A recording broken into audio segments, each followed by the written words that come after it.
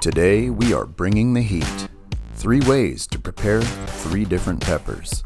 So get ready, be prepared, because it's going to burn.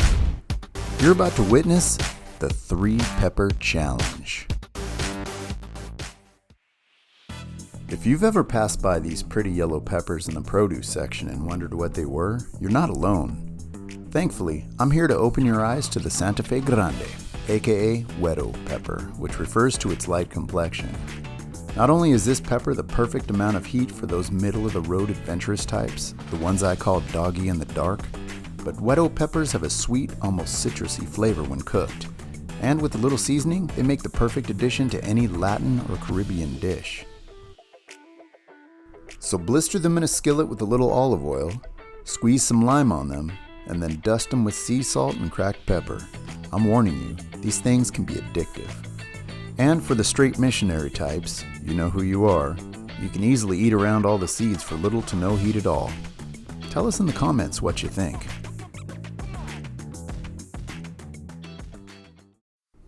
Pay close attention. What you're seeing here is magic in the making, bacon candy. The combination of 2 flavors so delicious it could potentially alter time and space as we know it, or at the very least bring about world peace. What does this have to do with peppers, you ask? It's the topping for our next dish, stuffed sweet peppers. In a mixing bowl, we're going to combine 4 ounces of cream cheese, 1/4 cup sour cream, 1/4 cup mayo, 1/4 cup Parmesan cheese, 2 tablespoons lime juice, 3 tablespoons minced jalapenos, 1/4 teaspoon salt, 1/2 teaspoon black pepper, and 1/2 teaspoon garlic powder. And then, we're going to mix, like Sir Mix-a-Lot. And just look at these beauties. How does that old saying go? Red, orange, yellow, feed a fellow? Well, when we're done with these, we're going to be able to feed a party full of people. And when they get a taste of what could be one of the greatest appetizers known to man, they're going to want more. That's what you call foreplate. It's like foreplay, but with food, get it? So let's start stuffing. This cream cheese mixture is delicious enough on its own that you'll want to lick this spoon after each scoop. But combine it with the cool crunch of the pepper and the salty sweetness of bacon candy, and look out. Flavor climaxes often cause sudden weakness in the knees, involuntary eye rolls, and even uncontrolled moaning. So be aware of your surroundings when you try one of these. Consider yourself warned.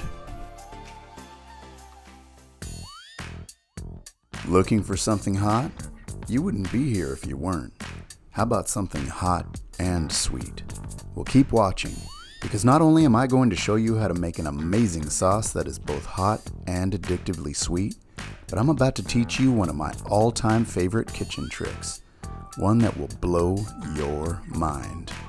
But before we do, I'd like to give a shout out to the greatest produce company in the world, delivered right to your door. You can find them at melissas.com. When preparing a mango, slice the meat on each side as close to the pit as possible, and then use a cup or glass to scrape the meat away from the skin. Start at the edge and use your palm to scrape it away. What you end up with are mango fillets. In a small saucepan, we're going to add 1 tablespoon olive oil, our sliced seeded habanero peppers, 2 cloves of garlic, and then we're going to let that cook until soft.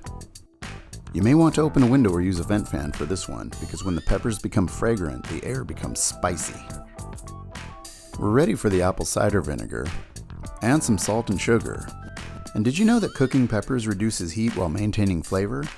That's why we want to make sure everything is well combined, because we're going to cover this and let it simmer for at least 10 minutes to let the chilies cook and the flavors marry. And finally, when it's finished cooking, we're going to add about 1/4 cup of lime juice before putting it into our blender. After pouring in our habanero mixture, don't forget to add the mango. I'm using an immersion blender. If you don't have one of these, go out and pick one up. See how easy that is? Now all you have to do is bottle it. I didn't have any empty hot sauce bottles on hand, so I'm just using a plastic condiment container.